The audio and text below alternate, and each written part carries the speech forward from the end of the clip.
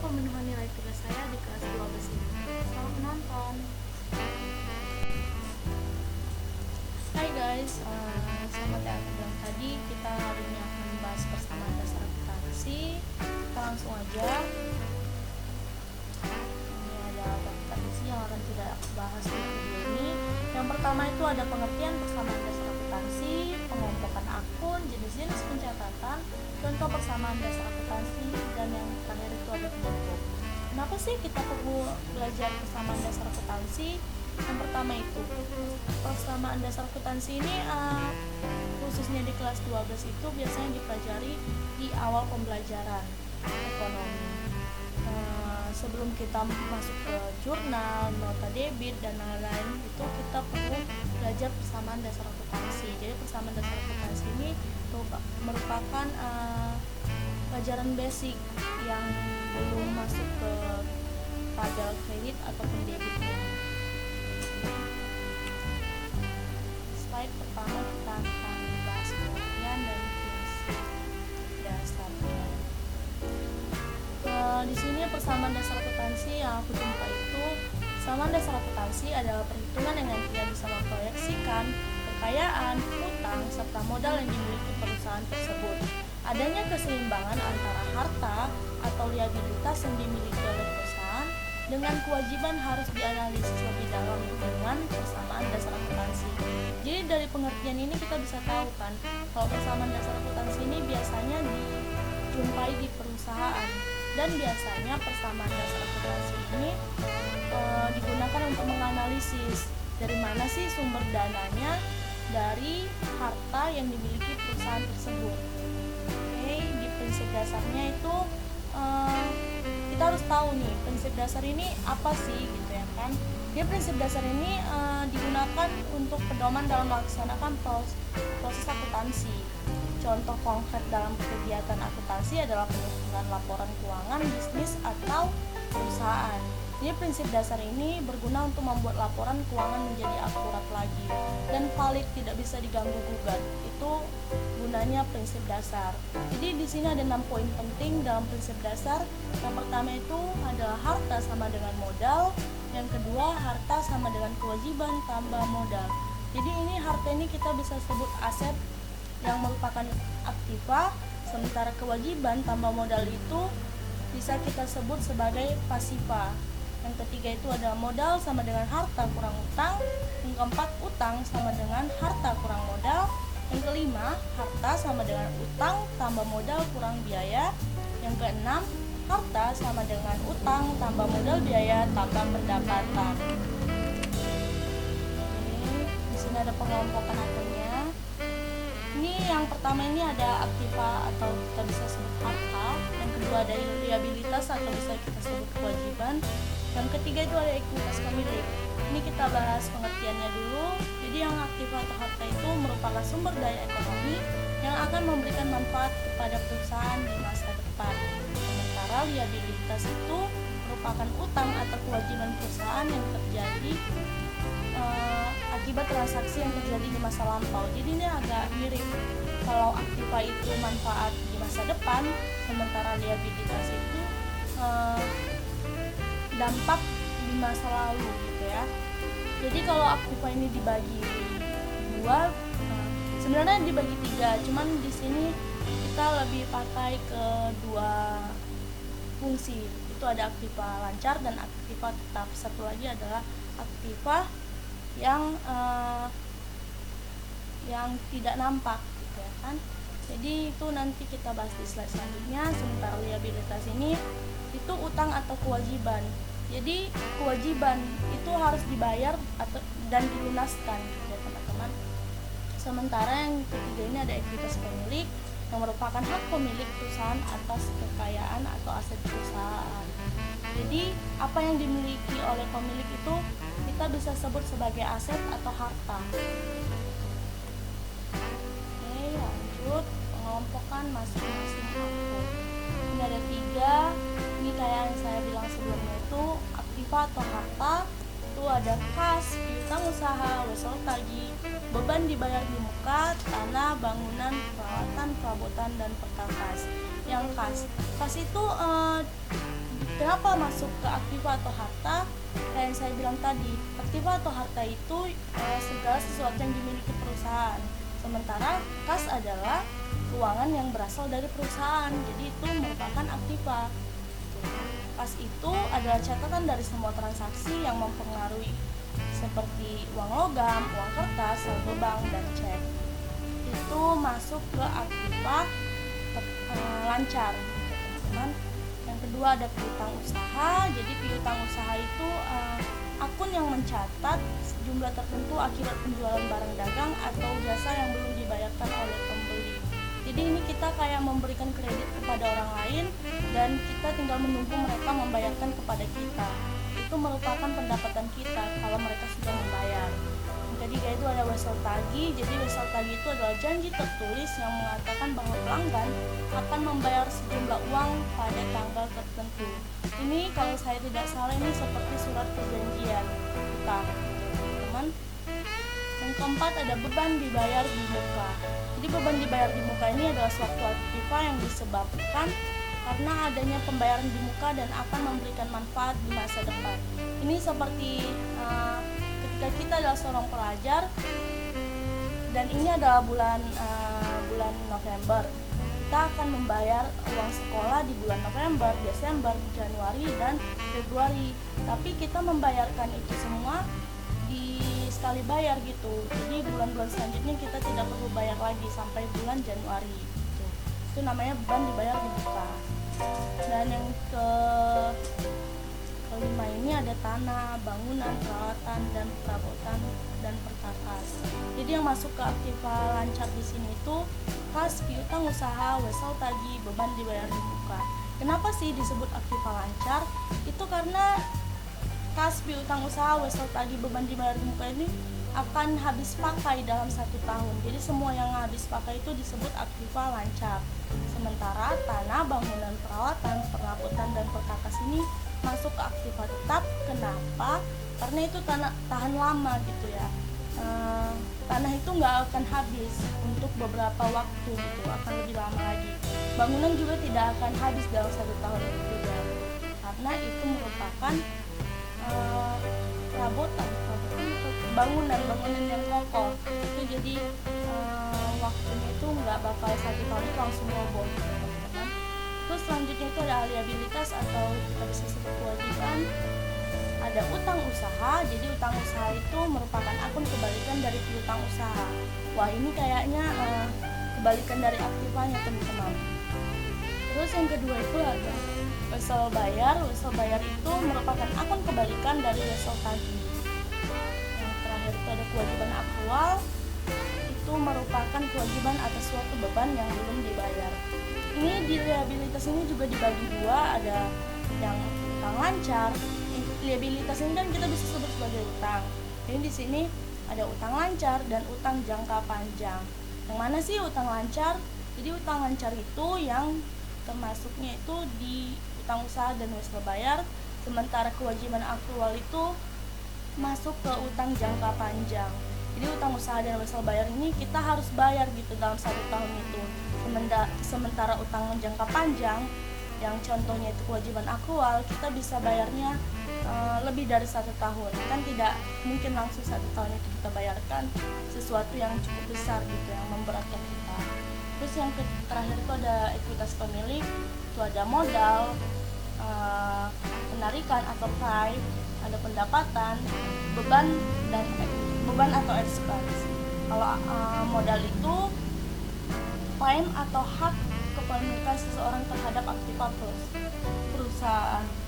Yang kedua itu ada penarikan atau price. Itu merupakan pengambilan ekuitas oleh pemilik yang biasanya digunakan untuk keperluan pribadi.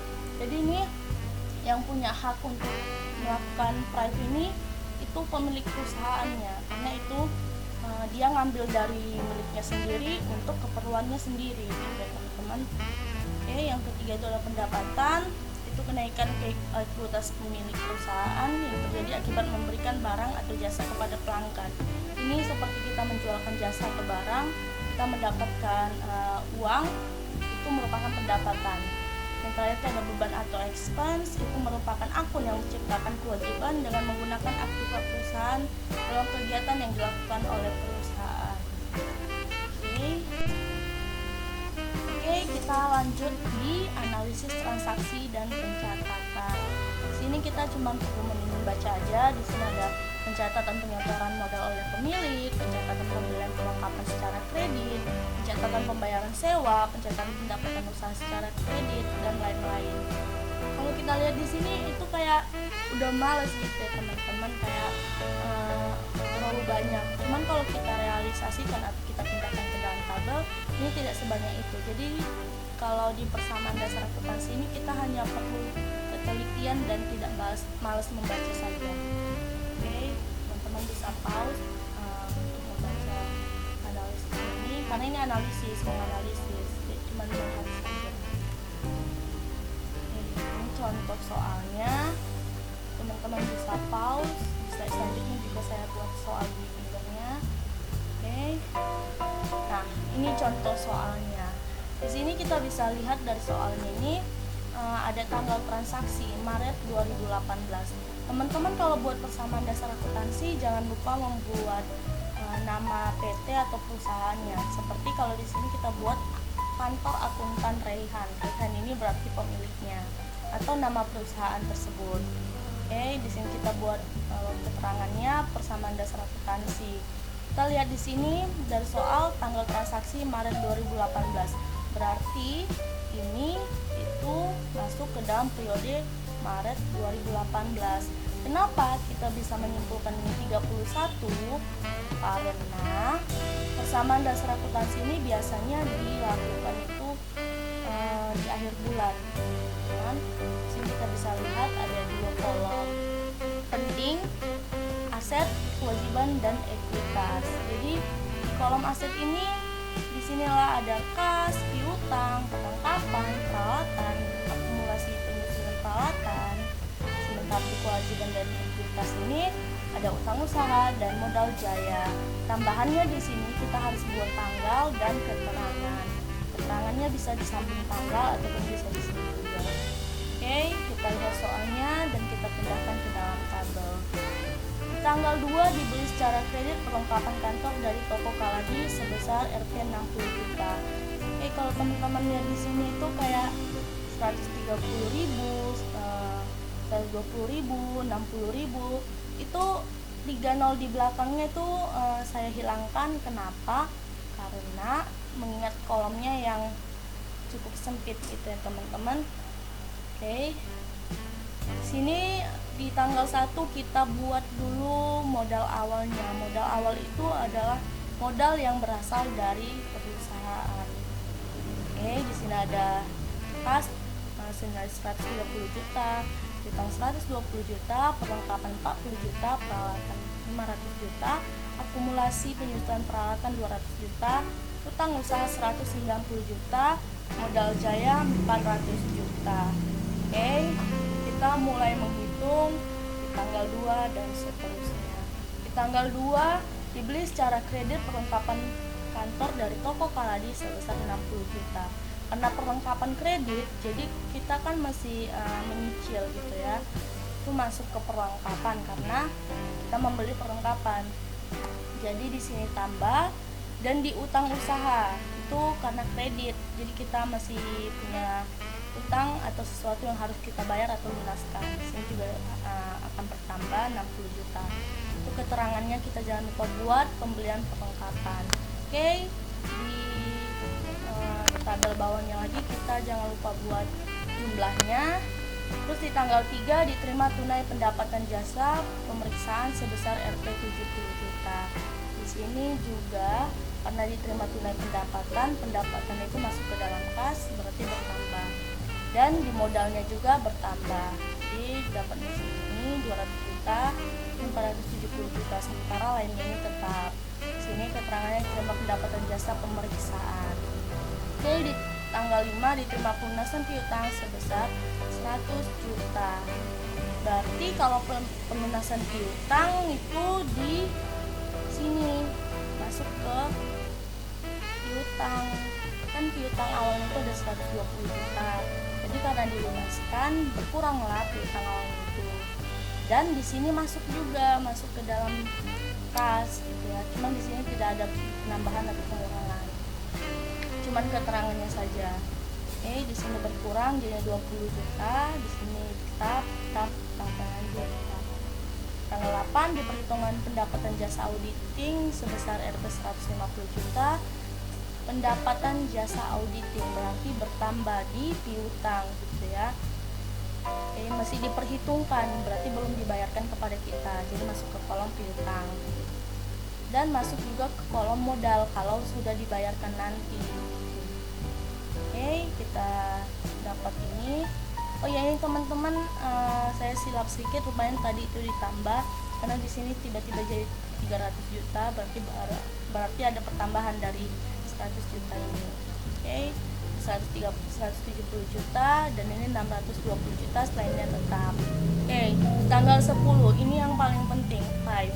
Jadi yang ngambil ini sama kayak saya bilang tadi, harus pemilik atau pemegang saham yang tertinggi di perusahaan itu.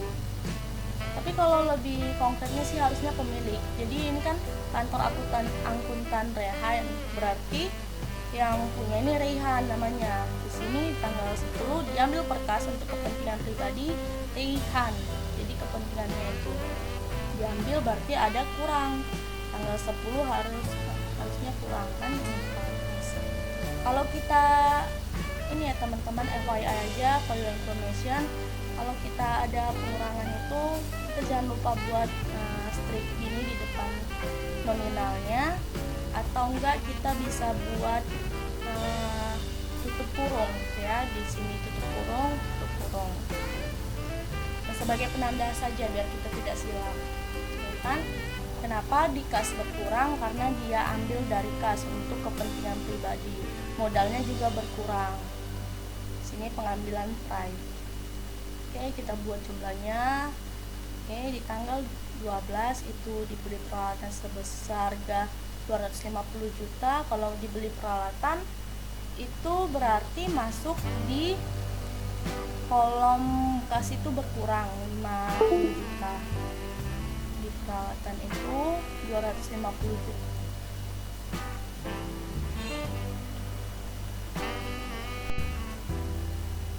Kita lanjut lagi. Ini di tanggal 12 dibeli peralatan, berarti tanggal 12 itu dibeli peralatan seharga 250 juta, jumlah tersebut dibayar kertas sebesar 50 juta, sisanya dibayar kredit. Berarti dari 250 juta ini kita cuma mendapatkan 50 juta di hari itu gitu ya. Karena cuma itu yang dibayarkan ke kita. Sementara 200 juta lainnya dibayar kredit. Berarti di sini keterangannya kita mendapatkan kas itu dikurang. Kenapa dikurang? Karena dari 250 juta itu berkurang 50 juta. Di sini peralatan bertambah 250 juta. Di sini utang usahanya yang belum dibayarkan, yang masih kredit itu 200 juta untuk pembelian peralatan. Teman-teman bisa lihat di sini yang lain gitu kan. Untuk mengingat waktu, kita lanjut di slide ini. Di sini itu ada kolom kas, piutang, peralatan, ini perlengkapan peralatan, akumulasi nilai peralatan, utang usaha, modal jaya, keterangan. Tanggal 21 ini diperhitungkan pendapatan audit senilai Rp 125 juta pada PT Astro dan hari ini dibuat fakturnya. Berarti tanggal 21 ini kenapa masuk ke kolom piutang? Karena masih difakturkan, masih dibonkan. Kalau kita nanti bahas bukti transaksi, di situ ada bon dan faktur, ya. Bon faktur biasanya, dan itu masih difakturkan, jadi dia bertambah di kolom piutang. Di kolom modal jaya ini bertambah juga 125 juta. Ketika mereka sudah membayar piutang, kita juga mendapatkan pendapatan. Kita jumlahkan. Tanggal 23 dibayar utang sebesar 225 juta. Tanggal 23 berarti utang dari sebelumnya gitu, yang tadi itu yang masih utang 200 juta, atau mungkin di sini juga dijumlah gitu ya teman-teman. Jadi di sini keterangannya dibayar utang sebesar 225 juta, berarti dikurang dari kas ya. Sini dikurang dari utang usaha. Oh no, tanggal 23 dibayar utang sebesar Rp 225 juta. Berarti yang membayarkan utang itu kita teman-teman, perusahaan kita. Di 225 juta itu dibayarkan dari kita, berarti berkurang di kolom kas dan berkurang juga di di usaha ya teman-teman, di modal usaha kalau saya tidak salah. Oke, di tanggal 25 dibayar gaji pegawai sebesar 15.500.000.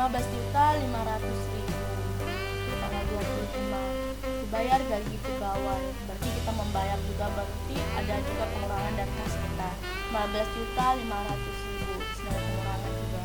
Oke, di sini itu berkurang juga dari modal jaya untuk pembayaran gaji pegawai.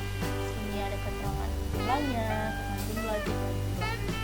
Oke, teman-teman bisa memindahkan ini ke sini, bisa memakai analisis yang tadi gitu, teman-teman.